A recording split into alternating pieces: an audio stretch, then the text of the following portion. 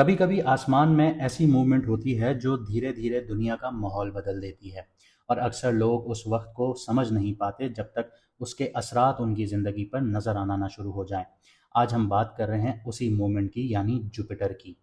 जैसे हमने चांद ग्रहण की वीडियो में आपको बताया था कि जैसे ही चांद ग्रहण का टाइम करीब होगा, हमने 26 तारीख को वीडियो लगाई थी और हमने बता दिया था कि एकदम से चीज़ें इरप्ट होना शुरू होंगी, एकदम से हालात बदलना शुरू होंगे।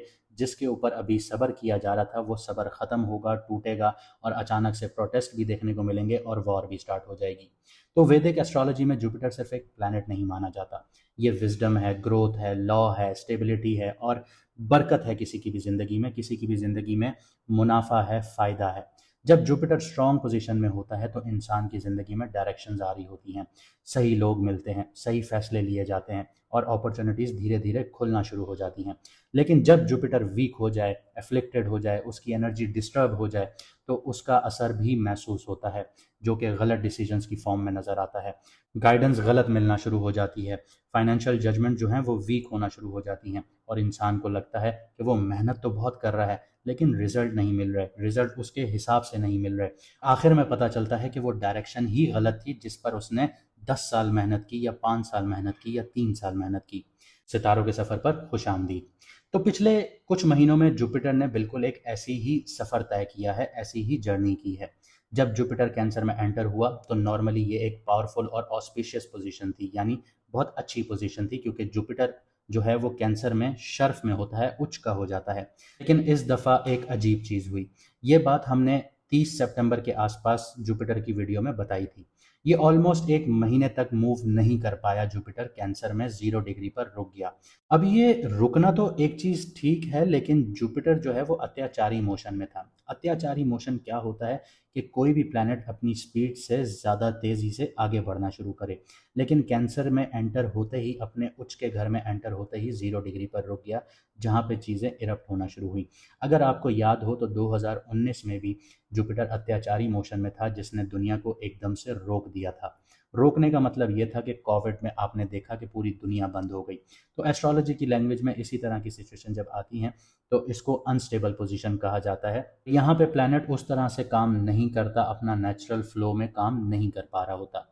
उसके बाद 12 नवंबर को जुपिटर जो है वो रेट्रोग्रेड हो गया था, यानी उल्टा चल पड़ा था। अब इसका मतलब ये नहीं है कि वो आसमान में ही उल्टा चल पड़ा था, लेकिन ये एक मोशन होता है। रेट्रोग्रेड होने का मतलब सीधा सीधा ये है कि इसकी जो एनर्जी थी वो सीधी तरह से आगे नहीं बढ़ रही थी, बल्कि वो अंदर की तरफ रिफ्लेक्ट कर रही थी। इसी वजह से पिछले अरसे में बहुत से लोगों ने महसूस किया होगा कि उनके जो प्लान्स हैं वो डिले हो रहे हैं, करियर में मोमेंटम जो है वो रुक गया है, फाइनेंशियल डिसीजंस उनके कन्फ्यूजन का शिकार हो रहे हैं और ज़िंदगी में एक अजीब सा पॉज आ गया है। जुपिटर नॉर्मली एक्सपेंशन का प्लैनेट है। अगर ये पॉजिटिव हो तो ये पॉजिटिवली एक्सपेंड करवाता है, नेगेटिव हो तो ये नेगेटिवली एक्सपेंड करवाता है। लेकिन जब वो रेट्रोग्रेड हो जाए तो रिकंसिडरेशन और करेक्शन का फेज स्टार्ट हो जाता है। लेकिन अब इंपॉर्टेंट टर्निंग पॉइंट आ रहा है। 11 मार्च की सुबह तकरीबन 8 बजे के करीब जुपिटर अपनी रेट्रोग्रेड मोशन को ख़त्म करके डायरेक्ट हो रहा है। इसका मतलब ये है कि वो दोबारा फॉरवर्ड मोशन में आने वाला है, यानी जो चीज़ें अब अटकी हुई थी वो धीरे धीरे मूव करना शुरू होंगी। लेकिन यहाँ एक और बहुत सटल और बहुत इंपॉर्टेंट बात है जो अक्सर लोग मिस कर देते हैं। जुपिटर जब डायरेक्ट होता है तो वो तुरंत फ़ौरन से अपनी फुल स्ट्रेंथ में काम नहीं करता, उसको अपनी मोमेंटम दोबारा बिल्ड करनी पड़ती है। इसलिए एस्ट्रोलॉजी में डिग्रीज बहुत इंपॉर्टेंट होती हैं। जैसे जैसे जुपिटर आगे बढ़ेगा, यानी 7 अप्रैल के करीब जब वो 22 डिग्री के करीब आ जाएगा, तो उसकी एनर्जी ज़्यादा स्टेबल और कंस्ट्रक्टिव होना शुरू हो जाएगी, यानी असली शिफ्ट आप लोगों को तब फील होगा। जुपिटर 20 डिग्री के बाद 22 डिग्री के जोन में एंटर करेगा और यहीं से सब कुछ इंटरेस्टिंग होना शुरू होगा। अब सवाल ये है, क्या जुपिटर का डायरेक्ट होना आपके लिए एक अच्छी न्यूज़ है या फिर एक बुरी न्यूज़ है? क्योंकि एस्ट्रोलॉजी का एक सीधा सा रूल है कि एक प्लानिटरी मूवमेंट कुछ लोगों के लिए अपॉर्चुनिटीज़ खोलता है, यानी किस्मत के दरवाजे खोल देता है, और कुछ लोगों के लिए रियलिटी चेक बन जाता है। जब जुपिटर 22 डिग्री के बाद अपनी फॉरवर्ड स्पीड पकड़ेगा तो कुछ जॉडियक्स वालों को, कुछ बुर्ज वालों को, कुछ राशि वालों को बहुत कुछ दे के जाएगा। धीरे धीरे रिलीफ देना शुरू करेगा, प्रोग्रेस उनकी स्टार्ट कर देगा ज़िंदगी में। करियर में क्लैरिटी आना शुरू हो जाएगी, फाइनेंशियल प्लानिंग में स्टेबिलिटी और पर्सनल लाइफ में बहुत अच्छी अंडरस्टैंडिंग बनना शुरू हो जाएगी। ये ज़िंदगी का एक नया चैप्टर खोल देगा। लेकिन हर जॉडियक के लिए कहानी इतनी सिंपल नहीं होगी। कुछ लोगों के लिए जुपिटर का ये फेज एक वार्निंग हो सकती है, जहां एक गलत डिसीजन या ओवर कॉन्फिडेंस आपको मुश्किल में भी डाल सकता है। इसलिए आज हम डिटेल में देखेंगे कि जुपिटर का जो ये डायरेक्ट मोशन है, ये आपके लिए ब्लेसिंग बनने वाला है या फिर आपके लिए हिडन चैलेंजेस क्रिएट करने वाला है। और इसका इम्पैक्ट और ज़्यादा क्लियर तब होगा कि आपका जो बर्थ चार्ट है, कुंडली है, जायचा है, उसमें जुपिटर की ओरिजिनल प्लेसमेंट क्या है, उसका पता चले, तो आपको और ज़्यादा यहाँ पे क्लैरिटी होगी। और अगर आप लोग अपना डिटेल्ड एनालिसिस करवाना चाहते हैं, समझना चाहते हैं जुपिटर की प्लेसमेंट को, या पूरी कुंडली को समझना चाहते हैं, या जायचे को समझना चाहते हैं, तो व्हाट्सएप का नंबर आपकी स्क्रीन पर आ रहा है, आप मैसेज करके अपॉइंटमेंट बुक करवा सकते हैं। क्योंकि कभी कभी ज़िंदगी का सबसे बड़ा फ़र्क सिर्फ इतना होता है कि जो आसमान में जो सितारे हैं, ये आपको जो सिग्नल दे रहे हैं, आप वक्त पर समझ लेते हैं, या फिर जब तक समझने की कोशिश कर रहे होते हैं तब तक वक्त निकल चुका होता है। और अगर आप लोग अपना मून साइन नहीं जानते, तो कमेंट सेक्शन में अभी अपनी ओरिजिनल डेट ऑफ बर्थ लिखिए, आपको हमारी टीम आपका मून साइन बता देगी। और अगर आप लोगों ने अभी तक चैनल सब्सक्राइब नहीं किया तो ज़रूर कीजिए, क्योंकि लाइव आने के बाद जब हम लोग आप लोगों से बात करेंगे तो आप लोग कमेंट नहीं कर पाएंगे, जो लोग सब्सक्राइब करेंगे वही कमेंट कर पाएंगे। तो अगर आपका मून साइन या आपका लगना कैप्रिकॉन है, यानी मकर राशि है, यानी कि बुर्ज जद्दी है, तो सबसे पहले एक बड़ी बात क्लियर कर लें अपनी ज़िंदगी में कि आपका जो हैवी फेज था, साढ़े साती का फेज था, वो ऑफिशियली ख़त्म हो चुका है। काफ़ी अरसे तक सैटर्न की साढ़े साती आप पर चलती रही। ऑलमोस्ट आप समझ लीजिए कि जब से आपका 10th हाउस डैमेज हुआ, 2012 से आप लोग मुश्किलात में घिरना शुरू हुए। ये वो पीरियड होता है जब इंसान का सब्र, डिसिप्लिन और इमोशनल स्ट्रेंथ जो है वो टेस्ट होना शुरू हो जाती है। कई कैप्रिकॉन लोगों के पिछले सालों में उन्होंने ऐसा फील किया होगा कि रिस्पॉन्सिबिलिटीज़ बहुत बढ़ गई हैं, टेंशनें बहुत बढ़ गई हैं, लाइफ बहुत हैवी हो गई है। यहाँ तक एक नौबत पहुँच जाती है कि इंसान अपनी ज़िंदगी ख़त्म कर दे। प्रोग्रेस बहुत स्लो हो जाती है। लेकिन अब सैटर्न जो है वो थर्ड हाउस में एंटर हो चुका है और तकरीबन 5 डिग्री तक ट्रैवल कर चुका है। तो थर्ड हाउस में जो सैटर्न होता है वो काफ़ी स्ट्रॉन्ग माना जाता है। ये इंसान को हिम्मत भी देता है, आपका कॉन्फिडेंस दोबारा बिल्ड करेगा। अब आप फील भी करेंगे कि आपके अंदर हिम्मत आ रही है कि आप पहले जैसे इंसानों को, दूसरे लोगों को फेस नहीं कर पा रहे थे, अब आपके अंदर वो हिम्मत डेवलप हो रही होगी कि आप फेस कर पा रहे हैं। डिटर्मिनेशन आपकी बहुत अच्छी हो जाती है, प्रैक्टिकल एक्शंस यहाँ पे बहुत ज़्यादा अच्छे हो जाते हैं। सिंपल अल्फाजों में अगर समझा दूँ तो अब जो कंप्लेन का वक्त ख़त्म हुआ आपके लिए, अब एक्शन का वक्त शुरू होता है। क्योंकि जुपिटर जो है वो आपके 6th हाउस को डायरेक्ट मोशन में लेकर आ रहा है। सबसे इम्पॉर्टेंट यहाँ पे अब आपके लिए जुपिटर काम करेगा, जो कि आपके 6th हाउस में डायरेक्ट है हो रहा है। तो 6th हाउस में आपका कंपटीशन है, आपकी डेली वर्क रूटीन है, आपके दुश्मन हैं, आपके चैलेंजेस हैं, ये इन सब का घर है, आपका कर्ज़ों का घर है, आपके रोग का घर है, यानी आपको किसी भी चीज़ से रोग लग जाए उस चीज़ का घर है। तो जुपिटर यहाँ जब आता है तो अक्सर इंसान की जो प्रॉब्लम्स हैं वो सॉल्व करने की एबिलिटीज़ बढ़ जाती हैं। कई कैप्रिकॉन वालों को इस फेज़ में जॉब इन्वायरमेंट में इम्प्रूवमेंट नज़र आएगी, कॉम्पिटिटर्स पर एडवांटेज मिलती हुई नज़र आएगी, लीगल या प्रोफेशनल मैटर्स में रिलीफ मिलना शुरू होंगे, रूटीन और हेल्थ में इम्प्रूवमेंट मिलना शुरू होगी। ये वो वक्त है कि आप धीरे धीरे अपनी लाइफ के अनफिनिश्ड जो इश्यूज़ हैं उनको सॉल्व करना, रिजॉल्व करना स्टार्ट करेंगे। यहाँ पे अगर आपके ऊपर कर्जा चढ़ा हुआ था तो कर्जा भी आपका ख़त्म होगा। आपके ऊपर आपके दुश्मन हावी थे, तो अब आप उनके ऊपर हावी होंगे।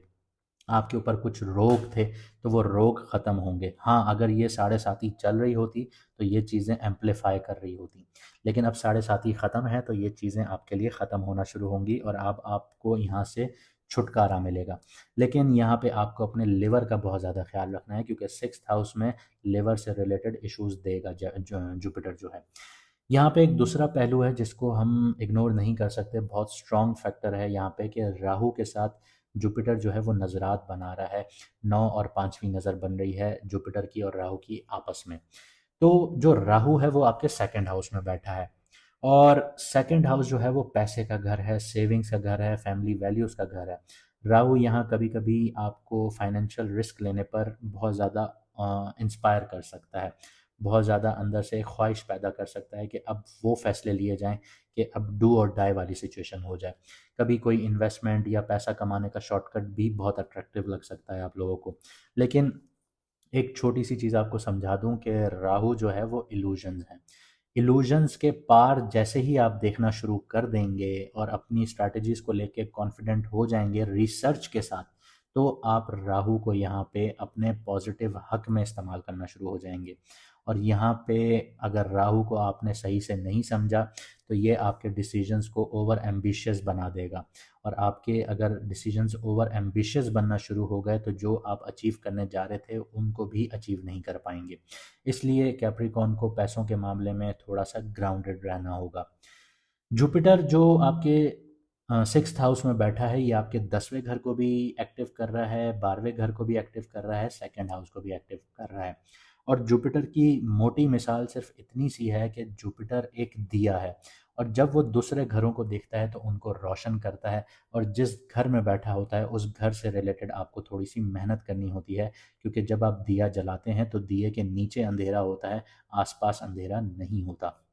तो आपने अपनी डिसिप्लिन रूटीन मेंटेन करनी है, क्योंकि आपका जो फर्स्ट हाउस का लॉर्ड है, यानी आप कैप्रिकॉन का जो लॉर्ड है वो सैटर्न है। तो जब तक कैप्रिकॉन वाले अपनी ज़िंदगी में डिसिप्लिन अप्लाई नहीं करेंगे वो ज़िंदगी में कामयाब नहीं होंगे। और जब सिक्स्थ हाउस में बैठा जो जुपिटर है वो आपकी डेली लाइफ को एक्टिव कर रहा है यहाँ पे, बल्कि आप ये समझें कि अपनी नज़रात से वो जैसे आपके दूसरे घर एक्टिवेट कर रहा है, इन्फ्लुएंस कर रहा है, तो करियर और प्रोफेशनल लाइफ में भी इम्प्रूवमेंट मिलेगी आप लोगों को। आपने जितना हार्ड वर्क किया है पिछले 7.5 साल, 8 साल में, 9 साल में, तो उनका रिजल्ट अब आप लोगों को मिलना शुरू होगा। इसके अलावा ट्वेल्थ हाउस एक्टिवेट हो जाएगा तो फॉरेन कनेक्शंस आपके बनना शुरू हो जाएंगे, फॉरेन में सेटलमेंट होना शुरू हो जाएगी। अगर आप वहाँ पे जाके रहना चाहते हैं तो वो भी आपके रास्ते खुल जाएंगे, ट्रैवलिंग के रास्ते भी आपके खुल जाएंगे, इंटरनेशनल अपॉर्चुनिटीज़ भी एक्टिव हो जाएंगी आपके लिए। लेकिन याद रखिएगा कि ट्वेल्थ हाउस एक्सपेंसेस का भी है, तो एक्सपेंसेस भी होना शुरू होंगे। लेकिन एक्सपेंसेस को गुड एक्सपेंसेस और बैड एक्सपेंसेस ये कैसे बनाना है ये आपको समझना होगा। अगर आप समझना चाहते हैं तो कमेंट ज़रूर कीजिएगा। इसके अलावा सेकंड हाउस जो है वो आपके फाइनेंशियल मैटर्स का है, आपके बैंक बैलेंस का है। तो यहाँ पे ये भी आपकी इनकम भी बढ़ना शुरू होगी और आपकी सेविंग्स भी एक बढ़ना शुरू हो जाएंगी, और ये एक बहुत ज़्यादा हाईलाइटेड टॉपिक रहेगा अब आपकी ज़िंदगी में, जब तक जो जुपिटर है वो आपके सिक्स्थ हाउस में है। जुपिटर 2 जून को यहाँ से ट्रांजिट करेगा, फिर हम बताएंगे आपको कि जुपिटर आपके सेवन्थ हाउस में आके आपके लिए कैसा काम करेगा। लेकिन फ़िलहाल आपके लिए यहाँ पे बहुत अच्छी प्लेसमेंट में आ चुका है जुपिटर, जो आपके करियर को भी अपलिफ्ट करेगा, आपके पैसों के मामलात को भी अपलिफ्ट करेगा। जो पिछले अरसे में आपके ऊपर कर्जे चढ़े वो भी ख़त्म होना शुरू होंगे। लेकिन आपको अपनी स्ट्रैटेजीज मेंटेन करनी होंगी प्रॉपर रिसर्च के साथ। डायरेक्ट होने का इम्पैक्ट सबसे बड़ा क्या होगा कि जब जुपिटर डायरेक्ट होगा 11 मार्च को, तो इसका एकदम से रिजल्ट आपको नहीं मिलेगा, इसका रिजल्ट आपको मिलेगा 7 अप्रैल को, क्योंकि जुपिटर 20 डिग्री पर डायरेक्ट होगा और ये आगे जब ट्रैवल करेगा 22 डिग्री पर आएगा, तब इसकी जो एनर्जीज़ हैं वो ज़्यादा क्लियर और फॉरवर्ड होना शुरू होंगी। तो कैप्रिकॉन के लिए मतलब ये है कि जो इश्यूज़ पिछले कुछ महीनों से स्टक थे आप लोगों के लिए, कोई जॉब मैटर था, लीगल मैटर था, फाइनेंशियल प्लानिंग थी, वो अब धीरे धीरे मूवमेंट लेना स्टार्ट हो जाएंगे। और 7 अप्रैल के बाद जब क्रॉस होगा जुपिटर 22 डिग्री तक, तो उसका पॉजिटिव इम्पैक्ट और ज़्यादा नोटिसेबल होना शुरू हो जाएगा। अब कुछ स्ट्रैटेजीज़ भी आपको बता देता हूँ कि फाइनेंशियल रिस्क लेने से पहले आपने रिसर्च ज़रूर करनी है। रूटीन और डिसिप्लिन को बहुत ज़्यादा स्ट्रॉन्ग रखना है। मोटिवेटेड ना रहें भले, लेकिन डिसिप्लिन मेंटेन करें। चाहे अगर आप एक दिन 1 घंटा काम कर रहे हैं तो अगले दिन आप भले 40 मिनट करें, लेकिन यही डिसिप्लिन कहलाता है कि आपने किया है। कॉम्पिटिटर से डरने के बजाय अब स्मार्ट स्ट्रैटेजीज़ के साथ आप लोगों ने आगे बढ़ना है। करियर अपॉर्चुनिटीज़ को अब आप लोगों ने लाइटली नहीं लेना, क्योंकि करियर अपॉर्चुनिटीज़ अब आप लोगों के लिए एक्सपेंड होना शुरू होंगी, खुलना शुरू होंगी, और आपको आगे एक पुश मिलेगा। आप लोगों के लिए ये जो फ़ेज़ है ये रिकवरी का फ़ेज़ है, रीबिल्डिंग का फ़ेज़ है। ये चीज़ समझ लीजिए कि कभी-कभी ज़िंदगी में ज़िंदगी जो है वो इंसान को स्लो कर देती है, उसकी मूवमेंट्स को रोक देती है। ये अल्लाह ताला के हिकमत अमली होती है, उसके फ़ैसले होते हैं। लेकिन जब अल्लाह ताला देने पर आता है तो पहले से ज़्यादा आपको मजबूत बना देता है, पहले से ज़्यादा फोकस बना देता है, और पहले से ज़्यादा आपको वो सब दे देता है जिसके ऊपर, जिसकी बिना पर लोग आपको तंज करते थे कि तुम करते ही क्या हो या तुम करती ही क्या हो। तो अब अल्लाह ताला की जो हिकमत अमलियाँ हैं पहले भी आपके हक़ में ही काम कर रही थी, ताकि आपको पता चले कि कौन आपका अपना है, कौन पराया है, किसने आपका बुरे वक़्त में साथ दिया, किसने नहीं दिया। लेकिन अब जो हिकमत अमलियाँ उसकी काम करने जा रही हैं, वो आपके और ज़्यादा हक़ में काम करने जा रही हैं, जो आपको स्टेबल बनाने जा रही हैं। अब अगर आप लोग यहाँ तक आ ही गए हैं, तो वीडियो को लाइक ज़रूर कीजिएगा, चैनल को सब्सक्राइब ज़रूर कीजिएगा और कमेंट सेक्शन में अपनी राय ज़रूर दीजिएगा। मुझे दीजिए यहाँ से इजाज़त, मिलते हैं अगली वीडियो में सितारों के सफ़र पर।